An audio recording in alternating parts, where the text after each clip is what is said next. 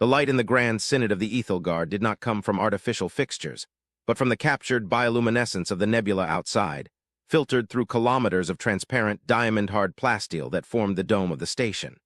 It was a cold light, shifting from bruised purples to deep, oceanic blues, casting long, wavering shadows across the faces of the delegates. Here, in the heart of the supremacy, silence was a weapon, and patience was the only currency that mattered. High Exarch Valen sat upon the obsidian throne, his multifaceted eyes reflecting the swirling gases of the void beyond. He did not blink.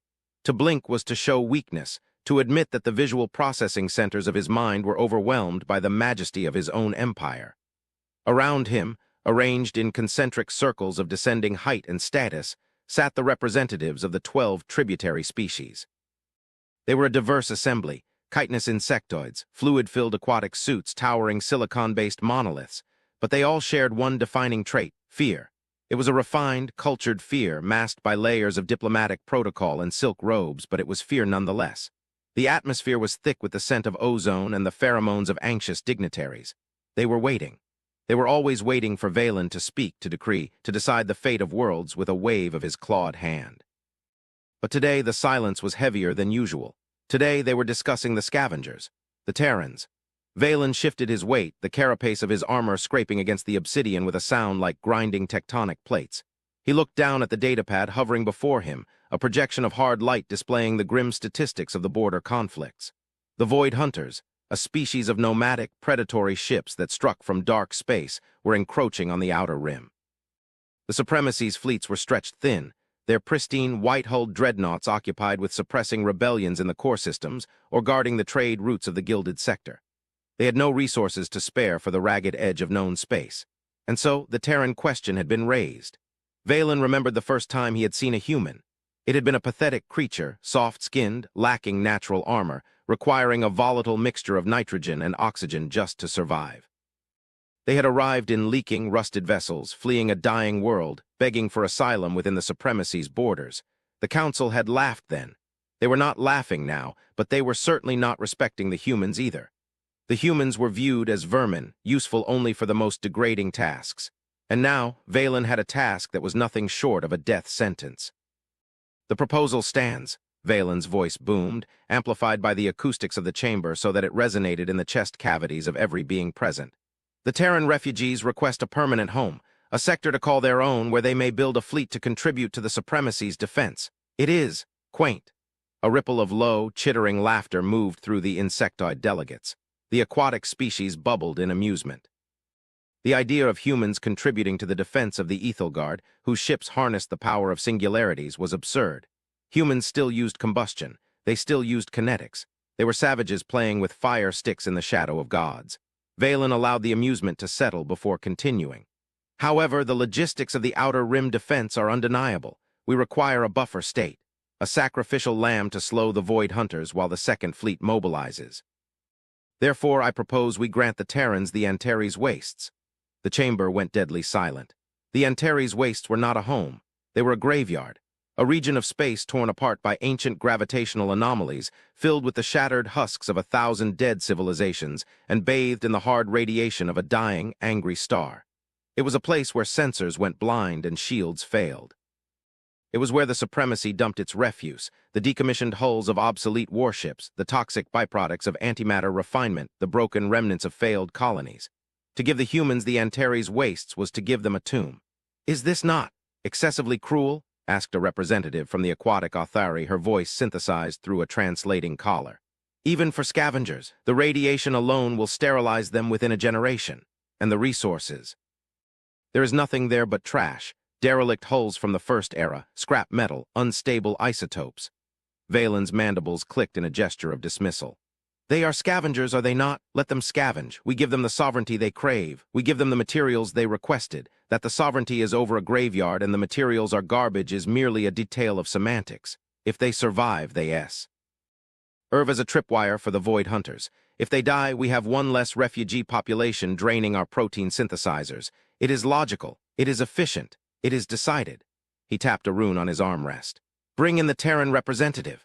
The heavy blast doors at the far end of the chamber groaned open.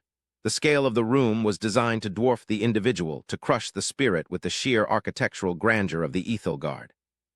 The walkway leading to the obsidian throne was a kilometer long, suspended over a seemingly bottomless pit of swirling mist. A lone figure stepped onto the walkway. It was Admiral Hideo Vance. He wore a dress uniform that had clearly been patched and repatched, the fabric faded from a deep navy blue to a washed-out gray. He walked with a limp, utilizing a cane made of unpolished steel, the tap-tap-tap of the metal against the floor echoing rhythmically in the vast silence. He did not look up at the soaring arches. He did not look down at the abyss. He looked straight ahead, his eyes fixed on Valen. As he approached, the cameras zoomed in, projecting his face onto the massive holographic screens above the council. His face was a map of hardship, scars, deep lines etched by stress and radiation, eyes that were dark and unreadable. He looked tired. Not sleepy, but weary in a way that spoke of carrying the weight of a species on his back for too long. When Vance reached the designated circle of submission at the foot of the throne, he stopped. He did not bow. He did not kneel. He simply stood, resting his hands on the head of his cane, and waited. Valen felt a flicker of irritation. The protocol demanded a bow, but to demand it now would be to acknowledge the slight. Better to ignore it, to treat the human as one would a stubborn beast of burden. "Admiral Vance," Valen said, his voice dripping with condescension. "The High Synod has reviewed your petition. We have deliberated on your request for territory and resources to establish a Terran-free state within the hegemony." "I am listening," Vance said. His voice was gravel, low and rough, lacking the melodious harmonics of the Ethelgard tongue. "We have decided to be generous," Valen continued, spreading his arms. "We grant you the Antares sector, all of it. The star system, the asteroid belts, and every derelict vessel currently drifting within its gravity well. It is yours. In exchange, you will assume responsibility for the security of that border. You will hold the line against the Void Hunters." A murmur went through the council. They watched the human closely, expecting despair. They expected him to plead, to argue that the Antares sector was a death trap, that the derelict vessels were rusted skeletons stripping of all valuable tech, that the radiation would kill his people. They waited for the breakdown.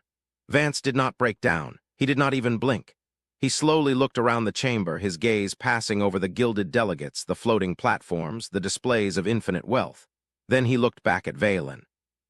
For a split second, Valen thought he saw something ignite in the human's eyes, not anger, but a cold, terrifying amusement. A spark of something ancient and hungry, but it vanished as quickly as it had appeared, replaced by the mask of the weary soldier. "The Antares sector," Vance repeated. "And the salvage rights to all debris within?" "Yes," Valen sneered.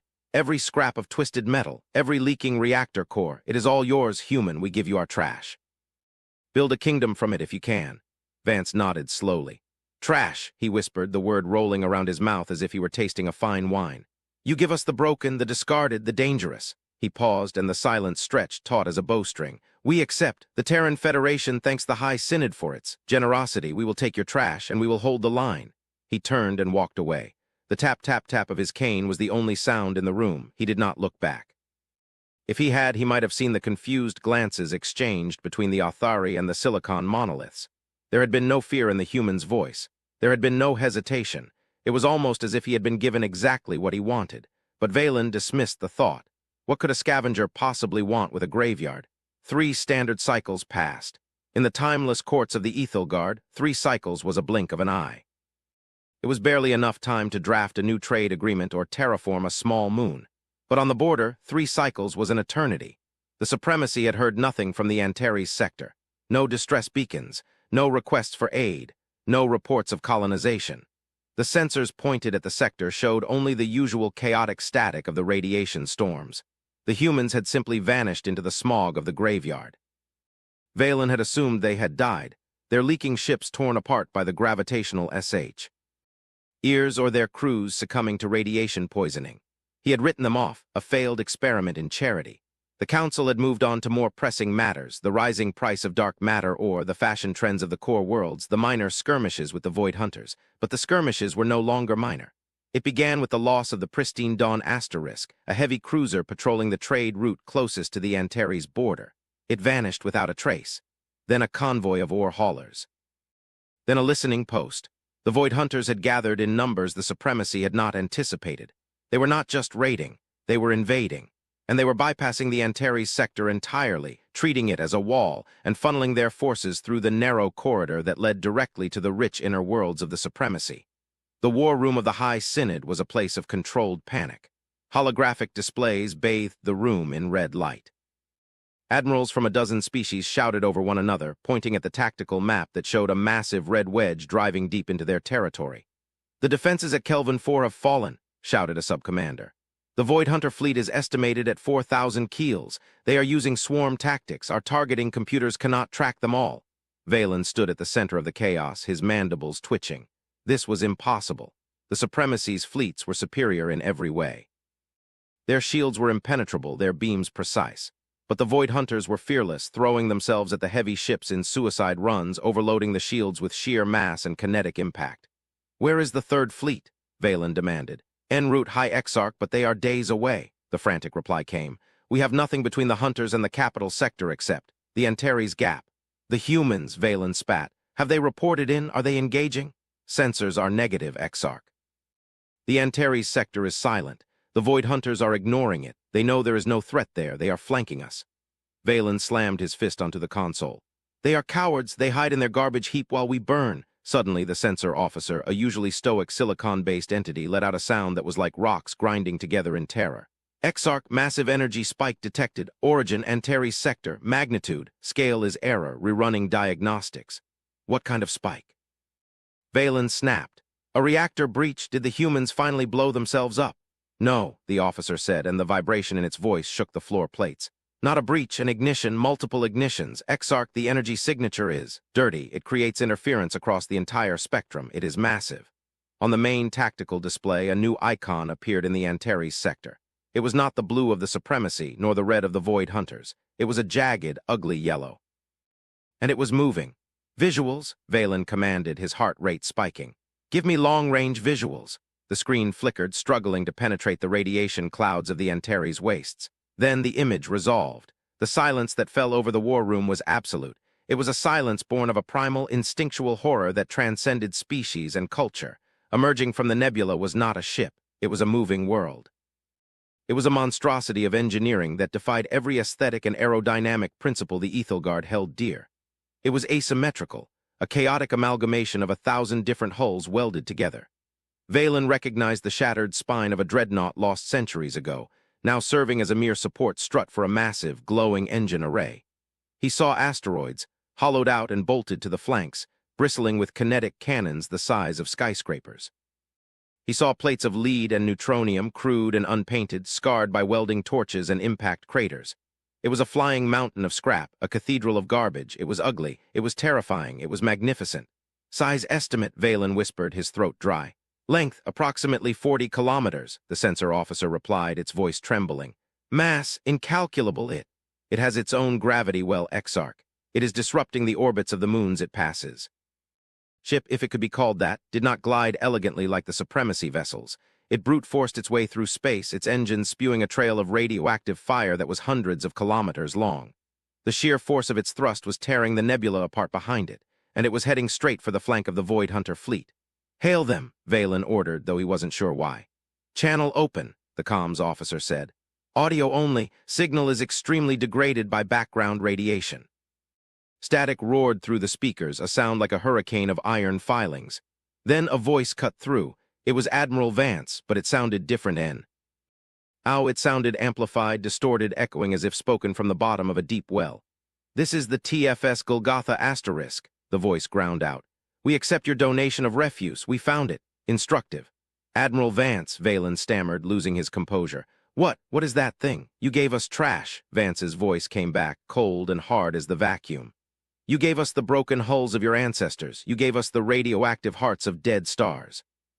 You thought you were burying us, but you forgot one thing, Exarch. Humans are not just scavengers. We are alchemists. We turn lead into gold. We turn death into survival. You gave us a graveyard. We built a golem."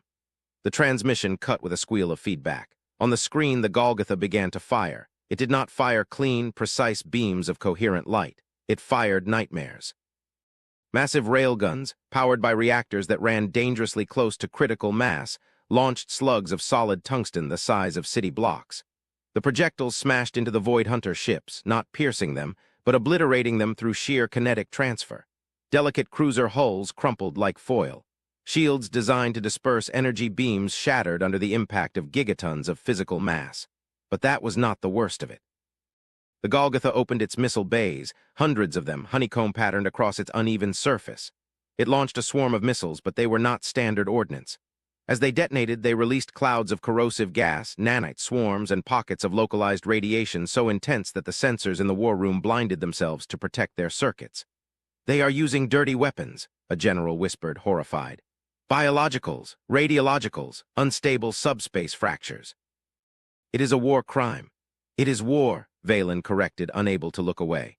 The Void Hunters turned to engage this new threat, their swarm tactics shifting toward the Golgotha asterisk. Thousands of small, agile fighters buzzed around the mountain of metal like gnats. They fired plasma torpedoes, raking the hull of the human ship. Explosions blossomed across the surface of the Golgotha asterisk, tearing away chunks of armor, vaporizing gun turrets. "They are taking heavy damage," the sensor officer reported. "Hull integrity dropping." "Does it matter?" Valen asked, watching the screen. It didn't. The Golgotha was not built to be impenetrable. It was built to be redundant. It was layers upon layers of trash. When the outer armor was blown away, it just revealed another layer of hull beneath it. The ship was an onion of armor plating. It absorbed punishment that would have vaporized a supremacy fleet and kept coming. It was a zombie ship, unkillable because it was already dead. And then the Golgotha did something that made the Ethelgard observers recoil physically. The massive, jagged prow of the ship, formed from the sharpened hull of a derelict colony ship, began to glow with a sickly green light. "Energy buildup in the prow," the officer screamed. "They are initiating a ramming maneuver." "At that size," Valen gasped. "It's suicide." The Golgotha accelerated. The engines flared white-hot, pushing the structural integrity of the monstrosity to the breaking point. The ship groaned, the sound transmitted through the sensor feeds as a low-frequency rumble that vibrated the bones of the Council. It plowed into the center of the Void Hunter formation. It did not stop. It crushed. It ground ships beneath its bulk. The energy field around the prow, some kind of jury-rigged repulsive shield, smashed smaller vessels out of the way, sending them spinning into each other. The Golgotha drove a wedge of destruction right through the heart of the enemy fleet, breaking their formation, shattering their coordination. Inside the Golgotha asterisk, the scene was a sharp contrast to the sterile war room of the Supremacy. The bridge was a cavernous space, converted from the cargo bay of an ancient freighter. Cables hung from the ceiling like vines. Sparks showered down from overloaded conduits. The air was thick with smoke and the smell of ozone and sweat. Admiral Vance stood strapped into a command chair that was bolted to the deck plates. His face was illuminated by the flickering light of 100 mismatched screens. "Starboard batteries 3 through 10 are gone," shouted his tactical officer, a woman with a cybernetic eye that whirred as she tracked targets. "Hull breach on decks 40 through 50. We've lost atmosphere in the port logistics sector." "Seal it," Vance ordered, his voice calm amidst the deafening noise of impacts. "Vent the compartments. Route power from the life support in the uninhabited sections to the forward shield buffers." "Admiral, the reactor core is running at 110%, the engineer reported. "The containment magnetic bottle is vibrating. If we push it any harder, we crack the planet." "Hold it together, Chief," Vance said. "Just a little longer. Target." The flagship, the big one at the center, the Hive Mother. "It's shielded, sir. Heavy particle barriers. Our kinetics are bouncing off." Vance smiled. It was a terrifying smile. "Switch to the special package, the one we found in the hulk of the asterisk Antares asterisk." The crew paused for a microsecond. They knew what he meant. When they had scavenged the graveyard, they hadn't just found metal. They had found things the Supremacy had thrown away because they were too dangerous to understand. Forbidden tech, heretical physics. "Loading the singularity canister," the tactical officer said, her hand hovering over a red lever. "God help us." "Fire," Vance said. From a hidden tube near the bridge of the Golgotha asterisk, a single small projectile was launched. It was not impressive. It moved slowly compared to the railgun slugs. It slipped through the chaotic battlefield, ignored by the Void Hunter point defenses, which were prioritized on the massive kinetic rounds. The canister impacted the Void Hunter flagship's shield. It didn't explode. It imploded. For a moment, sound seemed to be sucked out of the universe. A sphere of absolute darkness expanded from the point of impact, eating the light, eating the shield, eating the hull of the flagship. It was a localized, artificially induced event horizon. A weaponized black hole sustained for only 3 seconds, but 3 seconds was enough. The flagship crumpled, drawn into the singularity, its massive structure spaghettified, stretched into long ribbons of matter before vanishing into the void. Then the singularity collapsed, releasing a shockwave of Hawking radiation that fried the sensors of every ship within 10,000 kilometers. The Void Hunter fleet, leaderless and terrified by a weapon that defied the laws of their gods, broke. They didn't retreat, they rooted. They scrambled over each other to escape the gravity well of the monster ship, jumping into hyperspace with reckless abandon, leaving their crippled brethren behind. Silence returned to the Antares sector.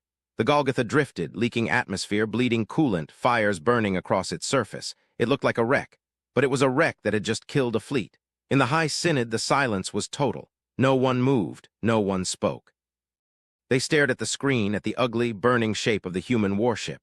Valen slowly sat back in his obsidian throne. He felt a chill that had nothing to do with the temperature of the room. He realized with a dawning horror that the balance of power in the galaxy had just shifted. The supremacy had built its power on elegance, on efficiency, on established science. But the humans had built power on chaos. They had taken the discarded, the dangerous, the broken things, and they had not fixed them. They had weaponized the brokenness itself. The comms channel crackled to life again. Vance's face appeared. He was bleeding from a cut on his forehead. He wiped it away with a greasy sleeve. "Target neutralized," Vance said. "The border is secure. We are returning to the scrapyard for repairs. We expect the next shipment of trash to be delivered on schedule. We have ideas for expansion." Valen swallowed hard. "Admiral," he said, and for the first time he used the title with genuine respect and genuine fear. "The Council acknowledges your victory. We will review the resource allocation." "You do that," Vance said. "And Exarch, yes. Don't send us clean ships. We don't know how to fly them. Send us the wrecks. Send us the cursed. We like them better. They have character."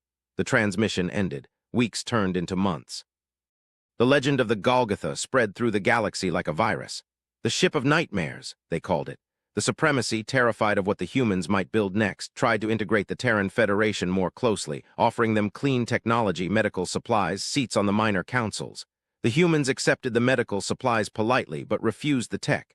They claimed their systems were incompatible. Valen knew it was a lie. They didn't want the supremacy's tech because it came with limiters. It came with safety protocols. Humans didn't want safety. They wanted potential. The twist, however, came a year later. The Ethelgard scientists had been analyzing the sensor data from the battle, trying to understand how the humans had integrated the disparaged technologies. They were particularly interested in the core of the Golgotha asterisk. The energy readings didn't match any known reactor configuration. Valen summoned the head of the science directorate, a towering monolith named Sithulra. "Explain it to me," Valen said, looking at the schematics of the human ship that their spies had managed to scan. "How are they powering that thing? The fusion reactors they scavenged shouldn't be able to move that much mass, let alone power the shields and the weapons." Sithulra pulsed with a slow, rhythmic light, indicati. NG deep contemplation. "Hi, Exarch, we have been mistaken. We assumed the humans were using the trash to build a ship." "They did build a ship." "No, Exarch, they built a cage," Valen frowned. "A cage for what?" "The hull of the asterisk Antares, the derelict we gave them. It was not just a ship. Our archives indicate it was a containment vessel from the precursor era. It was abandoned because the containment was failing. We thought the radiation was from the engines. It was not." "What was inside it?" Valen whispered. "A cosmic entity," Sithulra said. "A shard of a dimensional horror, a being of pure energy and hunger. The precursors couldn't kill it, so they trapped it and threw it into the void. The humans. They didn't just find it, they woke it up." Valen felt the room spin. "They are powered by a monster." "They are asterisk negotiating with it," Sithulra corrected. "The energy spikes we detected. That wasn't just engine flare. That was the entity feeding." "The humans are feeding it. They feed it the wreckage of their enemies. They feed it the radiation of the waste. And in exchange, it pushes their ship. It powers their guns." "They harnessed a god," Valen breathed. "A mad, hungry god. They are symbiotic, Exarch. The ship is alive. The Golgotha is not a machine. It is a biomechanical organism, half trash, half demon, piloted by madmen who looked into the abyss and asked if it wanted a job." Valen looked out at the nebula, at the beautiful, sterile light of his empire. He realized how fragile it all was. They lived in glass houses. The humans lived in a dungeon, and they had trained the dragon. "What happens," Valen asked softly, "when they run out of enemies to feed it?" Sithulra did not answer. He didn't have to. The answer came in the form of a diplomatic message from the Antares sector, received that very hour. It was a request for a meeting, not a submission, a proposal. Valen accepted the call. Admiral Vance appeared again. He looked healthier now, stronger. There was a strange light in his eyes, a faint purple luminescence that matched the energy signature of the entity Sithulra had described. "Exarch," Vance said, his voice smooth, echoing with a harmonic undertone that made Valen's carapace vibrate. We have stabilized the sector. The Golgotha is hungry for new horizons. We have detected a signal from the galactic core, something ancient, something related to the engine of our ship. We are going to investigate. The galactic core is forbidden, Valen said automatically. It is unstable. It is full of trash, Vance interrupted with a smile. Full of lost things. We are going to find them. We are going to see what else you threw away. Admiral, Valen pleaded, abandoning protocol. Be careful, that thing you are writing. It will consume you. Vance laughed. It was a warm, terrifying sound. We know, Exarch, we know what it is. We made a deal. It gives us the stars, and we give it a purpose. You see, you aliens, you fear the darkness. You build lights to keep it away. We humans, we were born in the dark. We were molded by it. We don't fear the monster under the bed. We make friends with it. Vance leaned closer to the camera. We are going to the core. We will return, and when we do, we might need more scrap metal. Keep the trash chutes open, Exarch. The screen went black. Valen sat alone in the Grand Synod. He looked at his pristine, diamond-hard walls. He looked at the guards in their shining white armor. He looked at the wealth of a million worlds. And he realized that it was all just tinsel, pretty decorations on a fragile shell. Out there in the dark, the humans were riding a nightmare through the void, laughing as they went. They were the scavengers, yes, but they were scavenging the power of gods. And the supremacy was just the waiter bringing them their next meal. Valen closed his eyes, and for the first time in centuries he prayed. He didn't pray to the ancestors or the logic of the universe. He prayed that the humans would remain friends, because if the scavenger kings ever decided that the supremacy looked like trash, there would be nothing left to salvage. The Grand Synod remained silent, but the quality of the silence had changed. It was no longer the silence of authority. It was the silence of prey, listening to the footsteps of a predator that had just learned how to open doors. In the depths of the Antares sector, the Golgotha turned its jagged prow toward the galactic core. Its engines roared with the scream of a trapped god, and the fabric of space tore open to let it pass. The scavengers were hunting, and the galaxy would never be the same. The journey to the core was not a voyage, it was a conquest of physics. The Golgotha did not travel through hyperspace in the traditional sense. Traditional hyperspace relied on distinct lanes, gravitational currents that allowed ships to slip between the folds of reality. But the entity within the asterisk Golgotha asterisk, which the crew had affectionately nicknamed the Furnace, did not care for lanes. It clawed its way through the bulk. The interior of the ship during transit was a place of madness. Shadows detached themselves from walls. Whispers echoed in the comms network even when the power was cut. But the human crew, hardened by years of living on the edge of extinction in the Antares wastes, simply adapted. They painted warding sigils on the bulkheads using industrial sealant. They hummed songs to drown out the whispers. They treated the eldritch horror in the basement like a temperamental boiler. Deep within the engineering deck, Chief Engineer Sarah Kovic stood on a gantry overlooking the containment vessel. It was the heart of the original derelict, a sphere of non-baryonic matter suspended in a web of magnetic fields and ancient, rusted chains. The chains shouldn't have done anything. They were physical matter and the entity was energy, but they worked. It was a psychoreactive component of the precursor tech. The chains worked because the entity asterisk believed asterisk they worked. And now the humans believed it too. Steady, old girl, Kovic muttered, watching the readouts. The sphere pulsed a violent violet, straining against the leash. We're almost there, plenty to eat where we're going. Kovic checked the fuel feeds. They were dumping literal garbage into the conversion chutes, radioactive slag, broken drones, the crushed remains of the Void Hunter ships. The entity consumed the matter, breaking it down not into energy but into possibility. It used the destruction of matter to rewrite local reality, pushing the ship faster than light by simply deciding that the ship was already at its destination. Admiral, Kovic keyed her headset. The furnace is spiking. We're crossing the chaotic threshold of the core.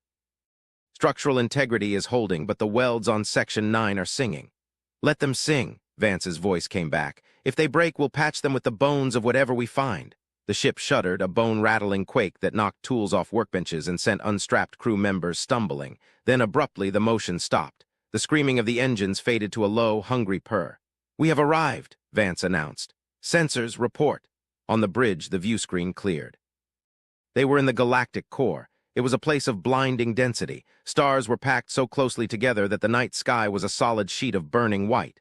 Radiation levels were lethal to any conventional ship, but the Golgotha was covered in lead and rock. It soaked up the radiation like a sponge. Sir, the sensor officer said, her voice hushed. I'm picking up structures, massive structures. Vance stepped forward, leaning on his cane. Show me. The image zoomed in. Floating in the gravity well of a supermassive black hole were not planets, but rings, titanic broken rings of metal, each one large enough to encircle a star. They were shattered, drifting, dark. It was a graveyard that made the Antares sector look like a sandbox. The precursor homeworlds, Vance whispered. The myths were true. But as they watched, the sensors picked up something else. Movement, not ships, things, biological forms vast as moons drifting between the shattered rings. They looked like deep-sea leviathans, translucent and glowing, feeding on the leaking energy of the ancient ruins. Are those void stalkers? The tactical officer asked. No, Vance said, his eyes narrowing. Those are what the void stalkers were running from.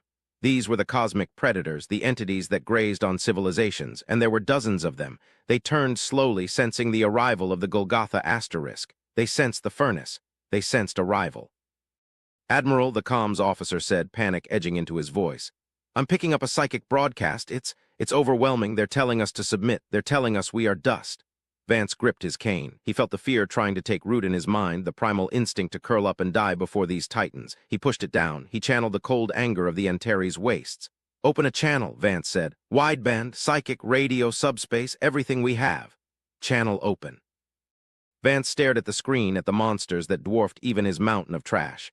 This is Admiral Hideo Vance of the Terran Federation ship Golgotha *, he projected, his voice steady. We are the children of the trash. We are the kings of the broken. You think you own this graveyard? You think you can feed on the scraps of the past? He signaled to Kavik in engineering. Release the locks. Let the furnace poke its head out. Deep in the ship, Kavik slammed a lever.